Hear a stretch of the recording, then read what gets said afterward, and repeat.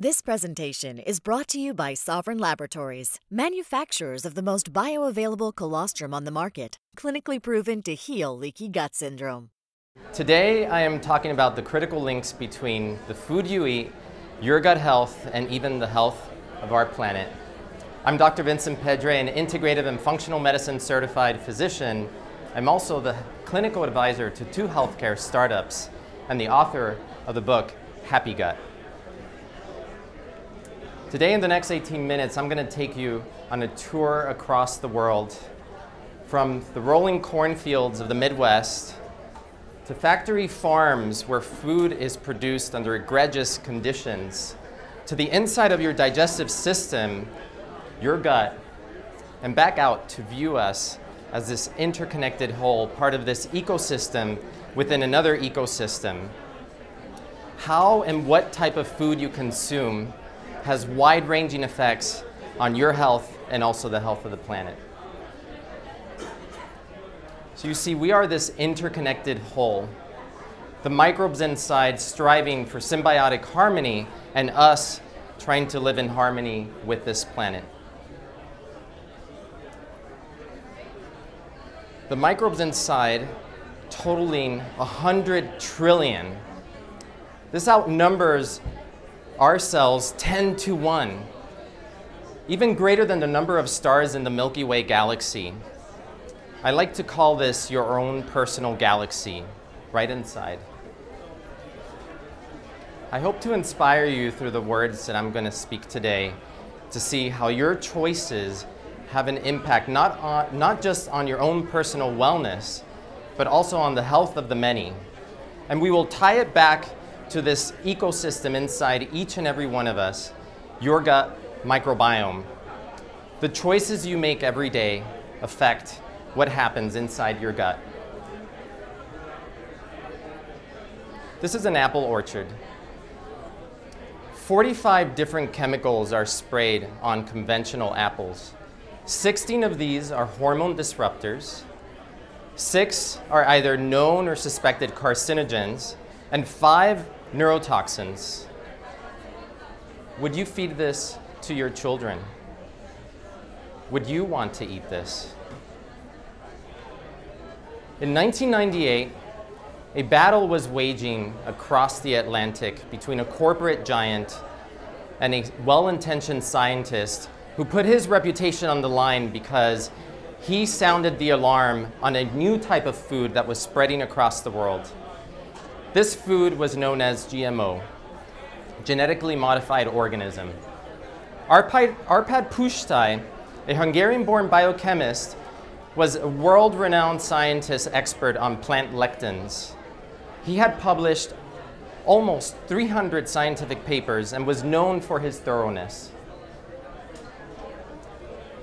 Monsanto was trying to get genetically modified potatoes accepted into the European market. So the Roe Institute of Scotland hired Pusztai and a team of scientists to test the safety of these GM potatoes for consumption. Pusztai and his team would insert a plant lectin taken from the snowdrop pea, basically a natural insecticidal poison that was found to be harmless for humans. And in fact, Pusztai had studied this very plant lectin and fed rats 800 times the amount that would be produced by these GM potatoes and found that it was harmless. So he created a study, and he divided rats into 3 groups. Group 1 would be fed the GM potatoes. Group 2 was fed non-genetically modified potatoes. And Group 3 was fed natural potatoes that were spiked with the same amount of lectin that would be produced by the GM potatoes. You would think that Group 1 and Group 3 would be equal. When they started looking at their findings, they were shocked with what they found. The GM potatoes did not have the same nutritional content as their natural counterparts. First, they had 20% less protein, and second, even sibling potatoes had varying degrees of nutrients. You couldn't replicate it. So if it was true what Pusztai and his team was finding, it contradicted the position of the US Food and Drug Administration that had declared that genetically modified foods had the same nutrient content as their non-GMO counterparts. These GM potatoes were already in production in the US and were designed to produce a toxin called Bt toxin. This is a natural pesticide that's produced by a soil bacteria called Bacillus thuringiensis. Bt toxin is present in every single cell in this GM potato. So when an insect eats the potato, it kills it very quickly. The scary thing is that this endotoxin survives the human digestive system. So in a study, they found that it was in the blood of pregnant women and also in their unborn fetuses. The Bt toxin produced by these cells is designed to kill the insect by poking holes in their digestive lining. Now, Monsanto argued that these toxins do not affect human cells, until a study in 2012 confirmed that mammalian cells are also subject to the effects of this toxin. So when you look at the widespread use of these genetically modified technology, you wonder why so many people are getting sick and we're seeing a rise in leaky gut syndrome. Have you heard of leaky gut? This is what a healthy gut should look like. These are tight junctions, the connections between the cells. They help keep what's inside the gut from entering into your bloodstream. Imagine if you have a leaky house, what happens? If you have a pipe leaking, mold builds up, the walls erode, and the house becomes a toxic place for you to live in. Well, if you develop a leaky gut, your body is becoming a toxic place for you to live in. These tight junctions here start to break down, and that allows for partially digested proteins and even toxins inside the gut to enter into your bloodstream and stimulate your immune system. This leads to a whole host of problems, including autoimmune disease, asthma, allergies, migraines, hives, diseases that you do not think are related to your gut health. I like to think of the gut as your internal garden. You should care for the gut the way you would care for a garden. And in a garden, you have a rock wall, so you can imagine that is the gut lining that needs to be cared for. You also have dirt, that's your microbiome, that needs to be supported and nurtured by the foods that you eat. If you damage this delicate ecosystem, that's what leads to leaky gut syndrome. You break it down, and that's the beginning of chronic disease. Robert Frost said, "Something there is that doesn't love a wall and makes gaps even two can pass abreast." What doesn't love your gut lining? Antibiotics, but not just antibiotics. Herbicides, pesticides, insecticides, GM technology. And when you develop these holes, then you can get exposed to something called endotoxin. Endotoxin is a complex lipopolysaccharide that is on the surface of gram-negative bacteria that live inside your large intestine. To put it into perspective, one E. coli, a single E. coli, has 2 million of these LPS molecules on its cell membrane.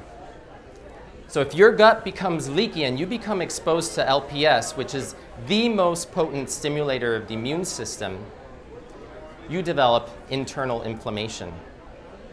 No wonder so many people are getting sick.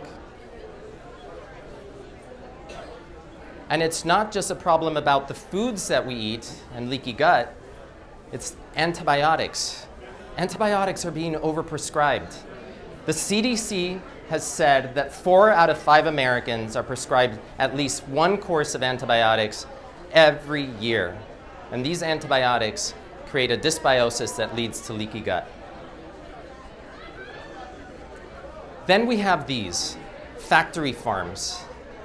Dr. Phil Landrigan, who's a world expert on toxicity and a leading advocate for child health, has called these factory-style meat incubators animal slums.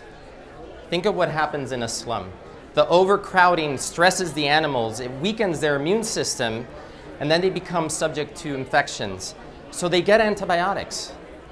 But even if they're not sick, farmers use antibiotics in livestock to fatten them up. Then you have antimicrobials that have toxic chemicals like arsenic that's used in poultry. And that is part of the reason that we're getting these antibiotic-resistant superbugs. If you look at the rate of drug-resistant MRSA infection in children of the head and neck from 2001 to 2006, the rates more than doubled from 12% to 28%. You are not just what you eat. You are what you eat has eaten. You have to remember this. Back across the Atlantic, Pushtai's team had some more disturbing findings. The GM potatoes damaged the immune system of the rats. They had low white blood cell counts, increased risk of infection, and they damaged the organs. These were not the findings that they expected, but these were really, really alarming. Back to the Midwest, in the US, greater than 90% of the corn produced and the soy is genetically modified. Worldwide, the rates are around 32% and growing. And it gets even more complicated because there's multiple types of GMO, and there's one called Roundup Ready. Look at this chart. This is 1996. This is the closest data we have, 2013. This is the increase in genetically modified land acres in the world, and you see the green line, the highest increases in developing countries. I'm back to Roundup. So Roundup is this pesticide that's been produced by Monsanto. It has an active ingredient, glyphosate, which is a metal chelator and a patented antibiotic. And it also has inactive ingredients that are very significant because they are fat-soluble surfactants that get the Roundup inside the cell membrane. Now, Monsanto argues that this pesticide is not poisonous to humans because it doesn't affect a pathway in human cells. It actually only affects a pathway that is found in non-human cells. So it kills weeds, but it also kills plants. So they had to design a plant that was genetically modified to resist this pesticide. The crazy thing is that because of it, farmers use up to 6 times more the concentration of this pesticide to harvest this type of crop than they would otherwise. And it doesn't end with genetically modified food, because a non-GMO food like wheat is also sprayed with glyphosate so that it will mature all at the same time to make an easy harvest. So in this case, convenience is increasing our exposure to GMOs. And the other scary thing is that the glyphosate gets into the soil and reacts with the soil to produce a gas called nitrous oxide that is actually a much more powerful greenhouse gas than carbon dioxide, 300 times more powerful. Now think of all the acres in the world that are being used for genetically modified crop that is being sprayed with glyphosate, and think about that effect on the environment. Then we go back to the gut. So remember, glyphosate doesn't affect human cells, but it does affect bacterial cells. So those 100 trillion helpers, little helpers that we have inside there, get a pathway blocked. It's called the shikimate pathway. And in fact, this pathway is actually very important for us because it produces 3 essential amino acids that we cannot produce ourselves: tryptophan, phenylalanine, and tyrosine. These amino acids are really significant, and I'll actually ask you in a moment. But what happens with this antibiotic effect is that you're getting dysbiosis, an imbalance between good and bad bacteria, and you're also getting leaky gut syndrome again.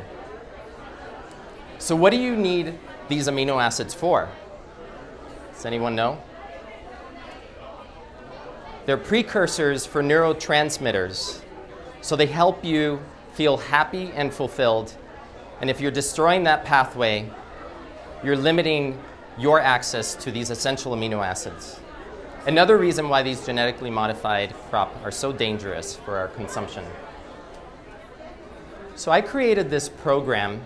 You see that there are so many gut issues, but there are also issues that seemingly don't have anything to do with the gut, like asthma, allergies, migraines, hives, inflammation, that are still connected to the gut. So this program is the foundation of my book, Happy Gut.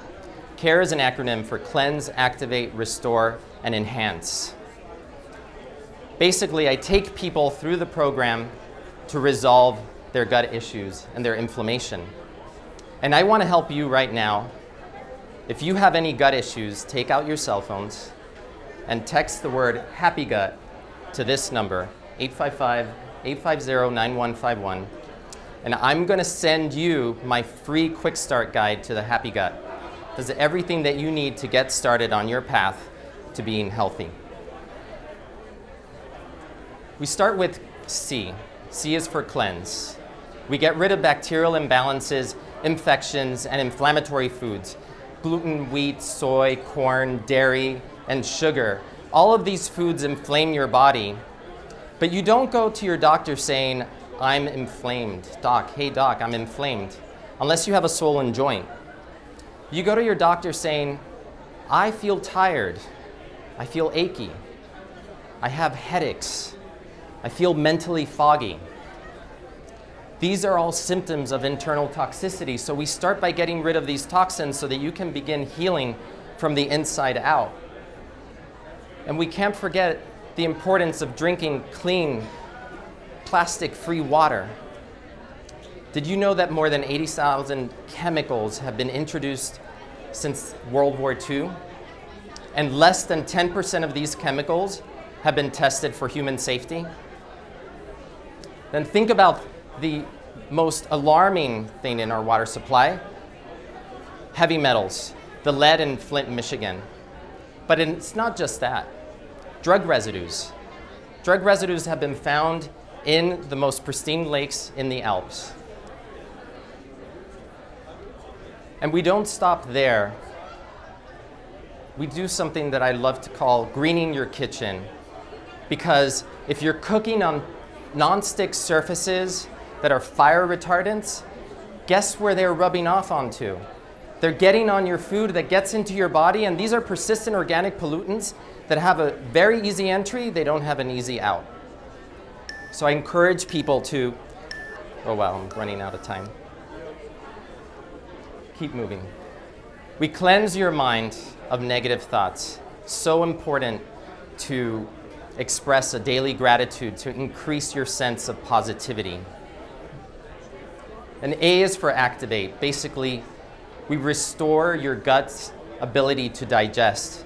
We give you digestive enzymes before or during a meal. Hydrochloric acid. A lot of people have stomach acid deficiency, but they think what they have is acid reflux, and it's the opposite of that. And then omega-3 fatty acids to reduce inflammation. And by doing this, we're giving your gut a break so that you can heal. R is for restore, and we're restoring your microbiome by giving you probiotics, good bacteria, prebiotic foods, food for your good bacteria, and fermented foods.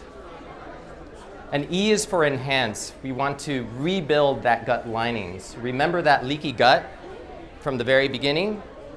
We use scientifically proven nutrients to heal the gut lining: L-glutamine, aloe, DGL, and even bone broth. So I have all these details in my book and more. Well, I'm going to have some books for anyone who wants to purchase. The paperback is out. And I'll be signing books at the end, and if you have any questions, you can come ask me. I always say any day can be day one. And I know it can seem intimidating for everyone, and I want to give you a little inspiration. I had a patient, 45-year-old Tina, who had been suffering for years. She had IBS-like symptoms that prevented her from going out and enjoying meals with her friends and family. She was miserable. Her family was miserable. She decided to do the 28-day program, and at the end of that 28-day program, her symptoms were reduced by 90%. So transformation is at your doorstep. The question is, are you ready to open that door? I think I'm out of time, but I'm going to mention quickly that we also have a Happy Gut app that you can get on the App Store. Just type in Happy Gut. And it's basically a tracking apps to help you get through the program with meal plans, recipes, inspirations, push notifications, and shopping lists. Back out looking at us, this interconnected whole. The decisions you make every day affect not just your health, but the health of the planet. Together, we can make ourselves healthy, and we can help the planet be healthy as well. Thank you so much. I love saying, let food be thy medicine. For anyone that didn't catch, that's the number for my free Quickstart guide to your happy gut.